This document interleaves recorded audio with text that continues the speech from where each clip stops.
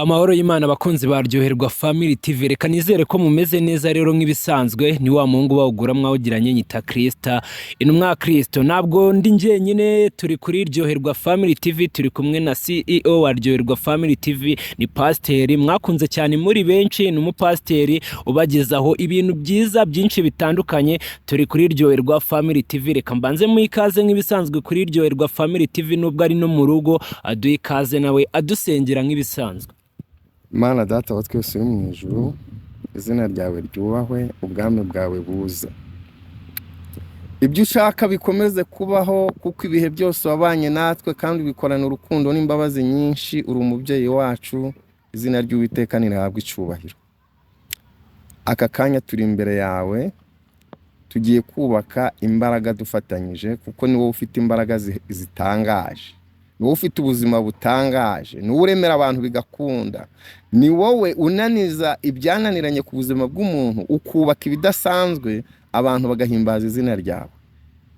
Ibyo nibyo twifuza kugira ngo wigaragaze, utwubake, twiyubahe, twisobanukirwe, kugira ngo dusingire imbere heza. Tubisabye mu izina rya Yesu, amen. Amen. Pasiteri, amakuru y'iminsi umeze neza? Emeze neza. Ndabibona mu maso ko ufite akanyamuneza, Imana igenda ibigenza neza. Cyane. Hari ijambo ryo muri Bibiliya ritubwira ngo nimuzihebe ngo muzarya iki cyangwa ngo muzambara iki, kuko Data wo mu ijuru niwe ubigena. Nawe ndabibona ko nta kwiheba guhari mu maso ukuntu biri kugaragara. Yakoze byinshi kandi bitangaje, kandi yadushoboje kubikora. Ni ukuvuga ngo yarabikoze, idushoboza no kubikora, kandi zakomeza ibikore cyane.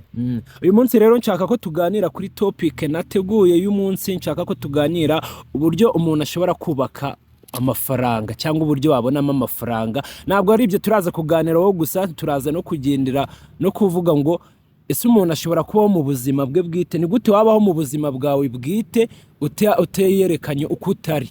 Ibyo bintu bibiri nibyo nshaka ko duhita tuganiraho aka kanya. Ndagukunze, umbajije ikibazo cyiza. Kubaka imbaraga z'amafaranga bijyanye n'icyo umbajije, uburyo wabaho mu buzima bwawe bwite. Kuko hari abantu byananiye kubaho mu buzima bwabo. Ngira ngo no mu kiganiro twakoze iwawe nakubwiye ko hari abantu ngo bakora ibintu ngo abaturanyi babarebe, ugasanga no kwishyurira umwana ishuri ntago arebye ubuzima arimo, amwishyurira ijyanye n'ubushobozi bwe.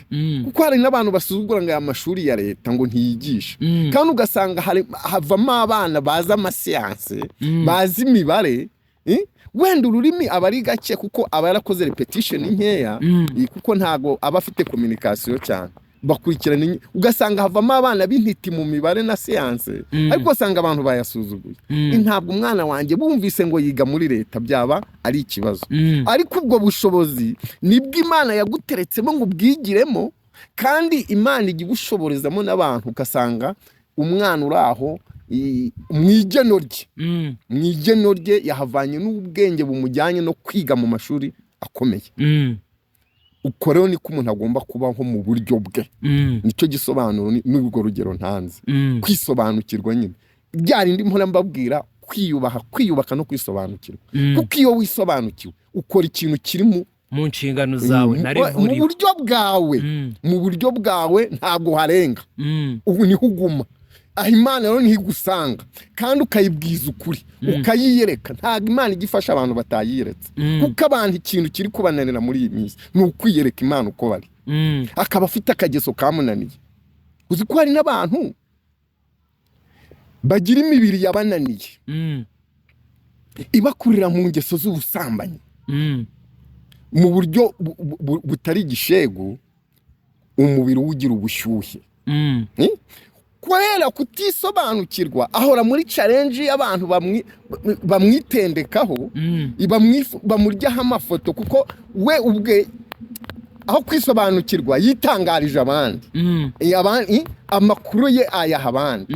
Nimba ari umukobwa ufite ako kantu kirari kamunaniye kari muri we, amakuru yatangariza abasore bakayahanahana, ugasanga buri gihe bamuryaho ifoto. Ntiyagira n'umuntu w'inshuti imwe ye ngo byibuze baba baziranye kuri icyo kintu, baba banisobanukiwe. Ntabwo abantu bazi kubaho mu buryo bwabo, ahubwo ugasanga ari abahanuzi bamwifotorezaho, yari nko muri ya madini agira abahanuzi benshi, niwe buri munsi watura amarari, ubusambanyi, ibintu nk'ibyo.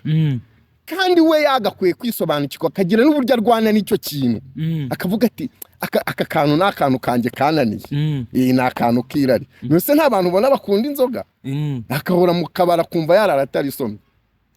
Burya hari n'abagore dutunga mu ngo atanyurwa n'umugabo umwe. Ibyo bintu bibaho kandi ukaba nyine, kubera ko akenshi nimba ari uko tugifite imyumvire iciriritse, ukaba utazi ko ako kantu gafite, ahubwo wo kumva ngo ni ibintu ugomba gutangariza abantu. Baje bakakufa nyine, kubera dufite amagurupe atandukanye, tugira n'uburyo adukontorora.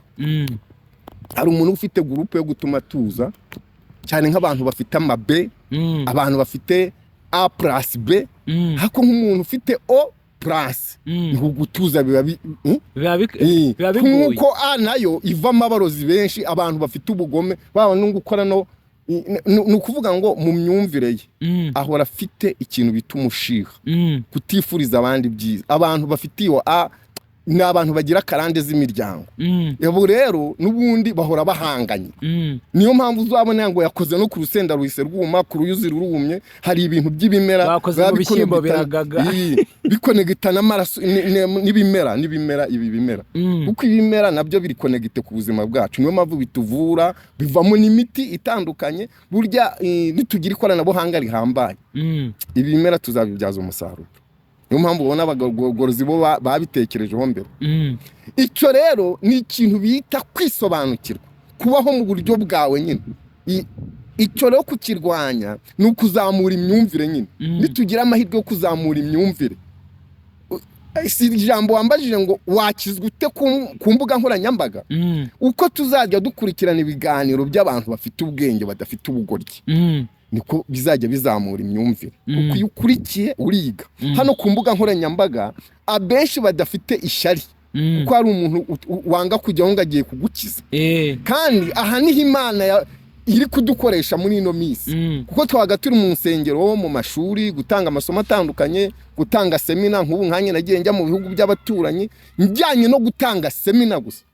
Nkavuga nti we mu pasiteri, kugira ngo uzamure imyumvire y'abantu, wakora gutya, wakubaka gutya, waca muri iyi nzira, ibintu bigakunda. Umukristo akavaha, kuko nimba hari ibice by'Ubugande biri icyaro, hari igihe abantu baba bari gukizwa bari mu myizerere ya myuka itagaragara, ngo bakorana n'amadayimoni. Ariko biriya ubundi abadayimoni akenshi ni imbaraga z'ubujiji, ni imbaraga ziciriritse z'ubujiji. Kuko ikintu kirwanya umudayimoni cyambere ni ugukora cyane, ni ugukora ibiri mu buryo bwawe ugamije iterambere. Umudayimoni w'umwijima uba uri kumutsinda, kuko umwijima wa mbere mubi ni uwo mu w'ubujiji, ni uw'ubukene, ni uwo kudasobanukirwa, ni uwo mudayimoni. Ubwo ushatse kuvuga ko ubukene ari iki? Ubukene ari ikibazo se? None si ibihugu bikennye ntabwo biguze ibihugu bikize kugira ngo bizamure inzira y'amajyambere? Ibyo ndabizi. Inzira y'amajyambere bivuze iki? Mu kuzamura ubukire, imbaraga z'amafaranga. Ni nawe murongo tugiye gukurikiza, uburyo wakubaka imbaraga z'amafaranga. Kuzubaka ni gute rero? Ntabwo igihugu cyaba gifite ingingo y'imari ya miliyoni 100 z'idolari ngo gitumize intwaro za miliyoni 200. Ibyo birumvikana. Bazagiteza cyamunara. Ni ukuvuga ngo aha rero ku mbaraga zo kubaka, imbaraga dushaka kubakamo amafaranga, ni ukureba ubuzima urimo, ugakosoma iri munsi y'ibyo winjiza. Ahangaha nifuje uyu munsi gufatira ku buzima bw'ikiyede.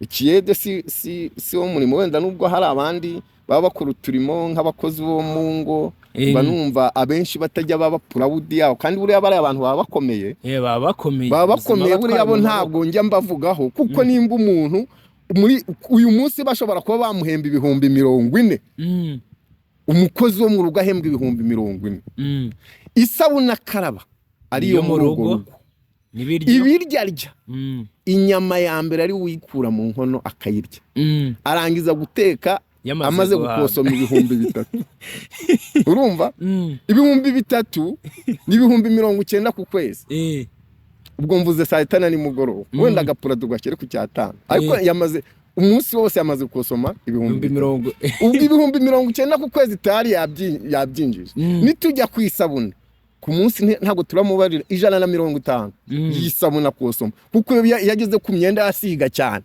agakwitaho n'icuruso kugira ngo nyine agaruze ayo yayandi batamuha wumva 150 nangahe si 5,000 ntibyagezeho si bya 95 ubaze n'amazi kira no kurara ukabana n'umurira kosoma ukareba n'ibyo yangiza ari gushaka inshuti muri quartier icyo nacyo mujya mugitekerezaho umuntu abereho kugira ngo agira abo yereka ko ari mu buzima bwiza buriya impamvu iduka ririmo umugore n'umugabo ryunguka ritinze ntabwo umugore akwiba ahubwo agira abo yereka ko abayeho neza bamusuraga bahereza umugabo nawe akagira uburangare ko afite umugore nawe akajya kuryoshya ngo afite umugore uri kwinjiza tayari iduka rigenda rimera nk'iri guceza mu muyaga riri guceza mu muyaga kuko umugore afite bene wabo muri famiye barahagera ababwira ati burya mbayeho neza ntagara kwiba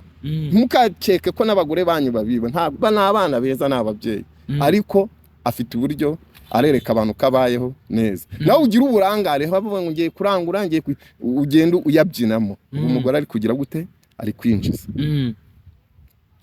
ni nakuwo mukozi w'umurugo igihugu sigiye urugo ntabwo abantu azabereka abenshi bakunda kuvuga ngo uyu muryango ngo ni bene wacu iyo uvuze ko ari umukozi wo mu rugo biramubangamira nitubara rero tuzasanga ahembwa nk'ibihumbi 300 ku kwezi ntabwo rero ndabavugaho turareba ku muyedi uhembwa 3,000 kandi aranavunika n'ukwezi n'iminsi 30 ntajya yuzuza turavanamo umunsi umwe mu cyumweru uzasanga barirwa 70,000 none turafatira umushahara wa 3 ku munsi kugira ngo ya mafaranga azamugirira akamaro rero urumva azajya guhaha makaroni biragoye cyane ntabwo azahaha makaroni ntazahaha inyama ibyo ubundi se urya makaroni na ministri ni yarya umunsi uzaba umukiro uzarya ikinyine ibyiza watangiye kubyifotorezaho ngo abenshi ngo babikora ngo babangamira iperereza base neza ugasanga yagiye kugura amavuta muri Kongo akora ikiyede batazabona ko muri kiyede atukura se neza ngabangamira iperereza ubundi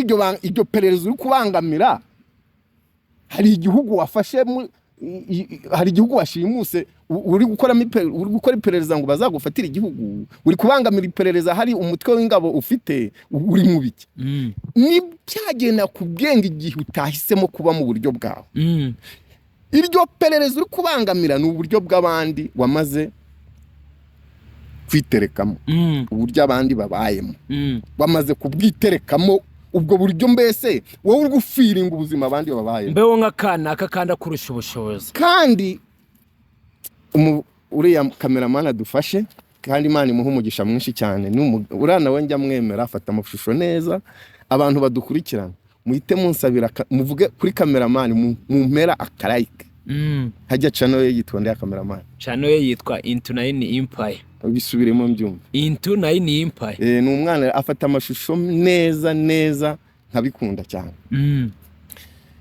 ndagira ngo mbatangarize ko igihe cyose iki kintu mucyumve nka topic utahisemo kuba mu buryo bwawe ngari bwuzamura urebe ibyo winjiza ube mu buzima buri hasi yabyo ntushobora kubaka imbaraga z'amafaranga hari abantu babyibeshaho ukumva ngo agiye kurya ngo bitazasigara biribwa n'abatarabiruhiye kandi twebwe ubwacu turi imbaraga z'igihugu tugomba kucyubaka tukagisiga ariko tugisigira ubuzima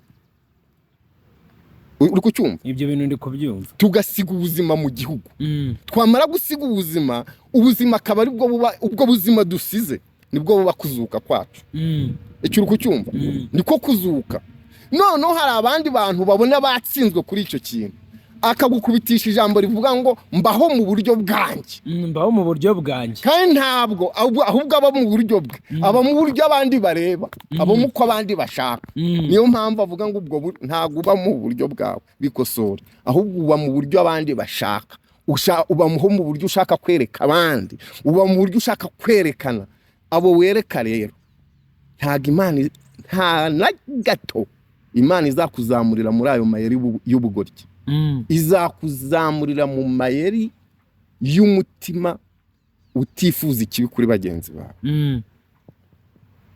cyo si icyambere ntabwo umuntu wifuza ikibi kuri bagenzi be na gato ashobora kubona umwanya wo gutekereza ibyiza ku buzima bwe kuko ahora ashaka ari mu buzima bw'abandi uwo muntu rero wamaze kubaka ubwo buzima abukerererwamo akazaga gusubiza ubwenge ku gihe abandi baramusize niyo mpamvu uyu munsi nazenye topic ivuga ngo kubaka imbaraga z'amafaranga ni ukuba mu buzima buri hasi y'ibyo winjiza tayari imba twatanze urugero ku makaroni n'inyama umuyeda arya atabyemerewe hari ibindi yemerewe usoromye izi mboga ushyiraho agasate k'ifu y'ikigori ibi bigori urabibona impungure hari ukuntu ujya kubicisha mu mashini bikavamo ifu y'ibigori burya pate jaune nayo iri hejuru pate jaune buriya ni umuntu ufite umushahara byibuze ibihumbi 300 ku kwezi nako kawunga udashaka ko abantu baryara kawunga bugira henze nimba ushaka kubaka imbaraga z'amafaranga ejo nawe ukazaba umukire uhahira abandi abafite ibyo bakeneye nawe bakavuga ngo muri isi wega kuzuka n'ibikorwa ntabwo ibikorwa uzabigira mu mbaraga utubatse ukazarya na bya bindi noneho wifuzaga ariko umaze kubyemererwa kandi ubirya mu gihe kuri tape zitandukanye ubirya mu gihe cyabyo kuko ndakubwira ko hari abantu bagiye bampa ubuhamya muri iyi minsi bagiye bagera ku mafaranga bakagira umushiya bati tuyarye sha tuyabonye tubabaye bakarya n'inyama zidahiye yarwara gute intoki zikabyimba zikangana gutya akongera akarwana n'igihe cyo kwivuza uzi ko umurenga uryana kurusha inzara ariko umurenga uryana kurusha inzara kandi mu nzira y'ubugoryi mu buhe buryo ngiye ntabwo nabyemera inzira y'ubugoryi urayumva mu buhe buryo ngiye ntabwo hari inzira ebyiri Bibiliya iravuga ngo iyo kurimbuka n'iy'ubugingo umurenga uryana gute hitamo iyo wacamo iyo kurimbuka n'iy'ubugingo wacamo y'ubugingo ariko abadukurikirana bahitemo iyo bacamo none se umurenga uryana gute kurenza inzara ibyo bintu wabinsobanurira binyumvishe neza niba icyo bise umurengwe ni ukugira connection iyo tuvuze connection hari igihe wenda abantu badeta babyumva ko tubivuze mu rurimi rw'amahanga ariko connection urabyita iki nimba warize ikinyarwanda neza connection ni nko byaterwa n'uburyo ahubwo ushaka kubivugamo hari connection yo guhuza n'abantu hari network ariko tubyita umuhuza umuhuza mu buzima ni uvuga ngo Imana iguhuje n'ubuzima nimara kuguhuza n'ubuzima wowe ntabwo urafiringa bya bintu ngo bibyaze umusaruro ahubwo ugiye kubyangiza ibyo bita umurengwe urangiza nimvuga umurengwe hari umuntu uhaha ibiro 100 by'ibirayi ntashire muri stock ahubwo akashyira ku mbuga ngo abantu bose babone ko yabihashye icyo gihe iyo wabiberetse batangira kukubwira ati watugurisha hari ubwo uri igisambo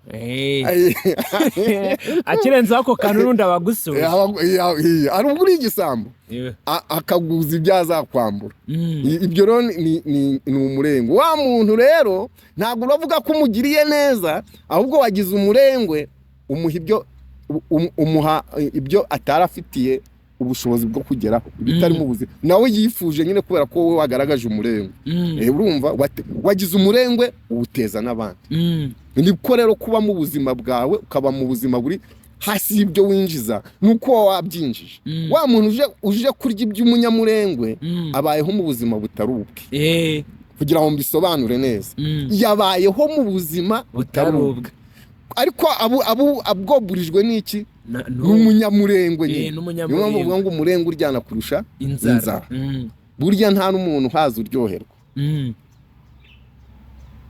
nagira ngo imve nako kantu tubimenye tumenye n'ikintu kiryoha mu buzima nahise nkumva ariko basobanurira abantu bakurikirana ryoherwa ikintu kiryoha mu buzima ni inzara inzara iraryoha kurusha ibintu byose iyo uri kugenda mu ndege ugiye muri Amerika ugiye i Burayi uba wumva ari ibintu biryoshye ariko ushobora kugera mu nyanja ntuza amagaze Afrikase z'ikirere zikayikurura mu nyanja urumva uburyohe bugahinduka ubusharire ariko inzara yiri ukuntu iryoha kurusha ibindi iraryoha imboga ukazirya wumva arizo zambe arizo zambe upfa kuzibonye uzibonye ari ibiryo iraryoha ikagukumbuza ibintu byose ntacyo usize urumva inzara iranaryoha ikagukumbuza bwa buzima wataye iwanyu mu cyaro ukajya kuba muri Kigali ukifuza no kuba wasubira kurya ibijumba by'iwanyu inzara igukubiteye muri Kigali iragukubita hari abantu bagira imvugo ngo ikaguhanyoka urumva iragukubita kurya wifuza no kujya kurya ibijumba by'iwanyu mu cyaro urumva inzara itaryoha inzara iraryoha byo ushobora kuvuga ngo haryoha inyama ziba zabonetse hari igihe uzirya ugashaka no kwirata ku bandi ngo ubereke ko uzifite ariko inzara iryoha kurusha ibindi byose niyo mpamvu rero kuri iki kiganiro twavuze ngo twubake imbaraga z'iki z'amafaranga imbaraga z'amafaranga tuzazubaka gute ni ikintu gikomeye kandi ikintu cy'agaciro kigira imbogamizi impamvu kigira imbogamizi ni uko kizagira agaciro kuri wowe n'abaza gukomokaho n'imbaraga z'igihugu rega ntitukadesisiga kuko iyo wasize imbaraga z'igihugu ni cya gihe uri gucuruza uri kwinjiza 5,000 ukarya 10 ngo bitazaribwa n'abatarabiruhiye iyo utekereje ku mbaraga z'igihugu utekereza nzasora hari abakene mu gihe kizaza nzatangira guhahira hari abantu bafite ubumuga budakira abo bantu ni inshingano z'igihugu bari mu nshingano z'igihugu ariko umunyagihugu igihugu ni bande igihugu ni bande ni twebwe cya gihe rero utazibagirwa igihugu imbaraga z'igihugu nibyo uzabitekerezaho ntabwo uzinjiza 5 ukosome 2 igihumbi kizajya mu misoro nawe saving ibindi 2 urumva utazaba uri gutekereza neza kandi 2 muri iki kinyejana wabirya ute uwo nawe ugiye kumbwira ko utabirya hari abagerageza bakavuga ngo bahahira rimwe hari ibyo ugomba kurya niyo waba uhaha mu buryo butandukanye hari ibyo ugomba kurya hari uko ugomba abafite uturima tw'igikoni bagahinga imboga neza bakazifumbira byaba bidakunze no mu isoko zirimo ukazihaha ntabwo zigura menshi icyo uri kubyumva ninde kubyumva waba uteka ku makara ahenze ugateka rimwe ku munsi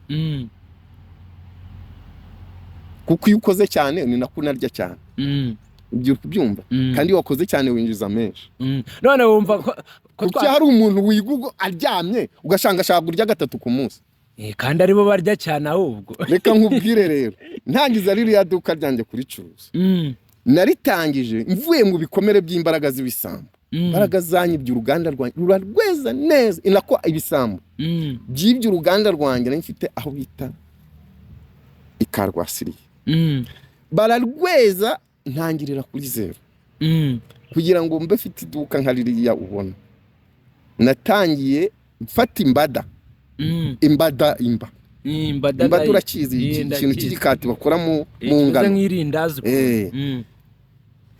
nkabibara saa 4 ndimo kucuruza nabona 10 nkirukanka hita ndangura utundi turunguka ibindi nzabaho ubuhamya bwo kwiga gucura kandi no kubaka business nkiruka nkarangura kurya imbada n'ingingo imwe y'igisheke ukabibara wanagura igisheke ukagikatamo ingingo ukavuga uti iyi ngingo nimba ni sesagwenda ry'ebyiri uyu munsi n'ejo si igice cye cy'ijana gifite ingingo enye ukazakirya kangahe kabiri nimba dazingahe ebyiri mu minsi ingahe ibiri hajya ubwo nabura gutera imbere nese urabona narapfuye kandi ibyo byavuye kandi kuri niko ndi kukubwira ubundi ugira ibintu byubaka kandi ukabyubaka neza kandi kubaka biravuna bisaba kwigomwa njyewe njya kubaka ibyo ngibyo nafashe igihe nkora imirimo inaniza ubuzima bwanjye inaniza nihambiye igishoro cyose maze kukibona ngihereza famiye yanjye afite ubu ntimushaka uburyo namwe mubaho naye ngiye gushaka uburyo bwo kubaka imbaraga z'amafaranga ndongera ndatangira mbigezeho barabyiba ndongera ndatangira ubona mbayeho nabi wapi kandi nta n'amahitamo yo kuzabaho nabi mfite ntayo niyo mpamvu nabazaniye ikiganiro rero uru Rwanda twifuza hari ikiganiro nari mbonye komiseri wa FPR Inkotanyi yasizeho ngo twubake ejo hazaza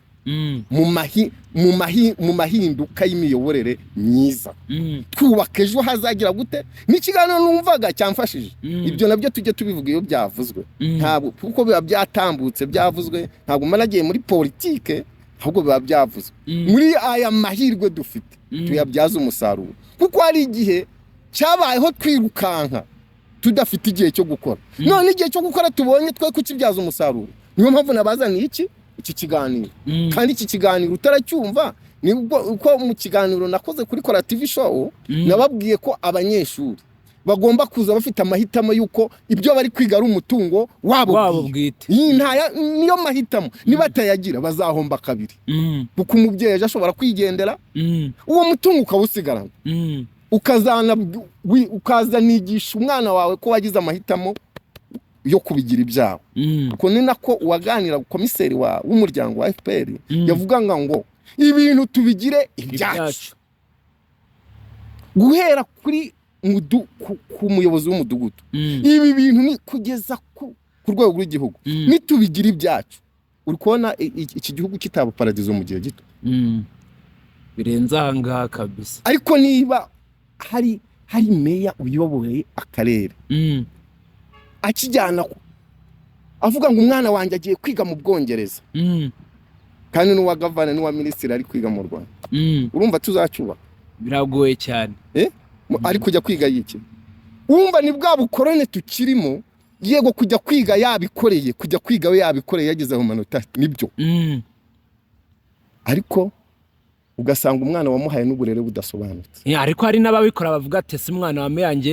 yakiga ki hamwe nk'aba urahita ubihuza n'izo tujye tuvuga kuri kw'ibintu dupfa kuba turi kubaka imbaraga umwana wa meya yigane n'uwakana kucuruza yawundi kandi niyigana nawe wa mwana nawe azazamura revu kuko no kwigana n'umwana wa meya bujya nibi nawe meya uri kubaka imbaraga z'igihugu uri kubaka na wa mwana uri hasi kumva ko nawe yigirira icyizere akumva niga kwigana n'umwana wa meya niga cyane nawe wumva hari abantu najyaga nseka kubona umuntu ari mu buzima butamworoheye ariko ashaka kugendana n'abakire ngo bamenye ko akomeye akenshi umukire iyo mugendana iyo wihaye ibyo kugendana n'umukire utarakomera na twa tundi wari ufite atugukuramo kuko iyo ageze mu kabari ukuntu abakire abantu bamaze kubaka imbaraga z'amafaranga ari abahanga baba bazi uburyo bavunitsemo baba bazi uburyo bigoranye kuyubaka ikintu akora rero arakubwira ati sha uri umugabo ati siko nanjye nkureba nkagutinya kandi ari kukubyiniraho kuko utamaze kwisobanukira kuko utamaze kwemera kubaho mu buryo bwawe kuko utamaze kwemera kubaho mu buzima bwawe ngo wubake izo mbaraga z'amafaranga munsi y'ibyo winjiza kuko igihe cyose wagiye kubana n'umuntu ukurusha ubushobozi uba wahisemo kuba mu buzima buri hejuru y'ibyo winjiza akavuga ati uri umugabo sha tugura n'icupa ukagura nawe ukiyemera ukazarinda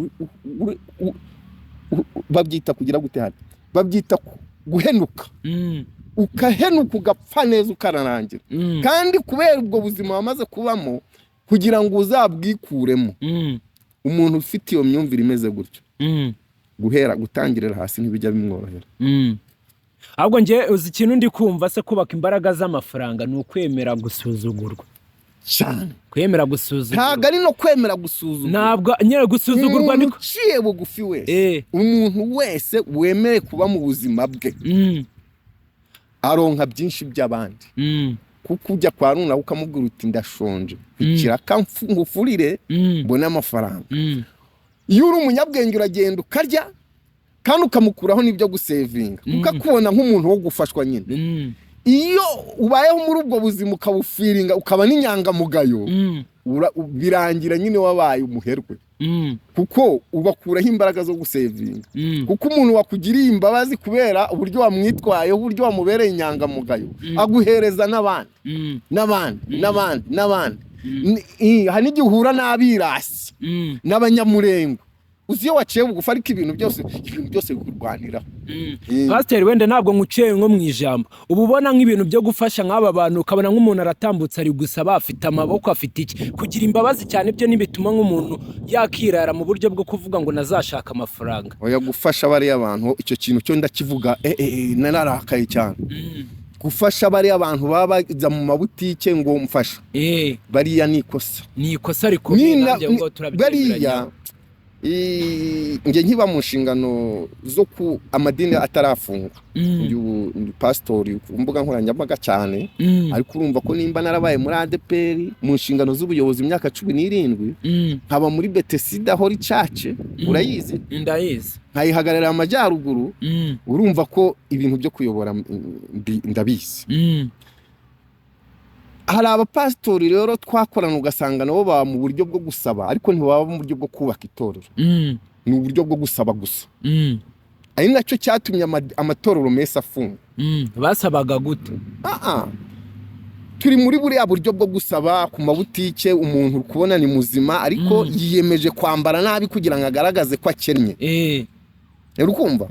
Naho bapasiteri impamvu mbatanzeho urugero, nuko akenshi twahoraga tugongana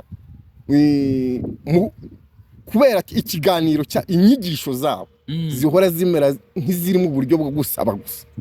Gusaba umuntu tuwatse, gusaba umuntu utaremeye ubuzima, gusaba umuntu utarazamura imyumvire, agahora mu bwigunge bwo kuvuga ngo nzabona iki cyo gutanga. Ariko nta mbaraga mu bwonko afite zo kuvuga ngo nziyubaka gute. Kuko iyo umuntu yubakitse ntabwo abwirizwa gutanga, ahubwo nawe ababona ko ari ngombwa, kuko Imana iba yaramugiriye neza. N'abantu rero bahora mu buryo bwo gusaba, usanga ibintu barabigize akazi. Hari n'abasaba ukabona n'ibyo umuhahise ajya kubigurisha arayanywereye. Mu buryo bwiza rero dutekereze ko hari abantu, muhere mu baturanyi, biriya naho bariya bafite aho batuye, abacuruzi bacuruza amabutike yabo batuje, ziriya nshingano baziharire leta, ahubwo tuba umufasha wa leta. Nitujya kubikora tubikorere tuvuge ngo hari abantu bakenewe guhahirwa mu baturanyi. Wowe urigura ari amafaranga bari na menshi, ku munsi hari igihe wabona abantu 5 baguciye imbere, si amafaranga 500. Iminsi 10 nangahe, si inoti ya 5 bari ukwezi rero nangahe 15 si ugira ngo ntiharuni muntu wabaye ngo wa muntu wagize amarangamutima wahuye n'umutubuzi akagira amarangamutima ariko adafite icyo amumariye. Ijana umuhahise undi hari icyo rero amumariye, nta kintu ryamumariye. Kuko nugira umuntu uzahahira akawunga y'ibihumbi 10 niyo wabikora mu kwezi, Imana ibona kuri mu gikorwa watekereje neza. Ushobora no gufata ibiro 10 by'ifuka bijyana ku bitaro, bigafasha abantu nyine bari ngombwa ko bafashwa. Gifu gikoma cyangwa ukabyohereza kuri ba bantu batekera abantu bagemurira kwa muganga, cyangwa nawe ukabiteka ukabyijyanira. Ariko ibyo bintu ubikoze wateguye, ikintu wakoze wateguye, nicyo kiba muri gahunda yo kubaka igihugu no kwiyubaka no kwisobanukira. Icyo nicyo ndasorezaho, ariko mvuga ngo kwari mu buryo bwo kubaka iki imbaraga z'amafaranga. Kandi iki kiganiro tuzanagikomeza kuko tureka tugisoreza kubera imbaraga z'ibihe, ariko tuzagikomeza n'ubutaha. Imana ibaha umugisha mu izina rya Yesu. Izina ry'Uwiteka rikomeza guhererwa icyubahiro mu buzima bwanyu. Amen. Amen.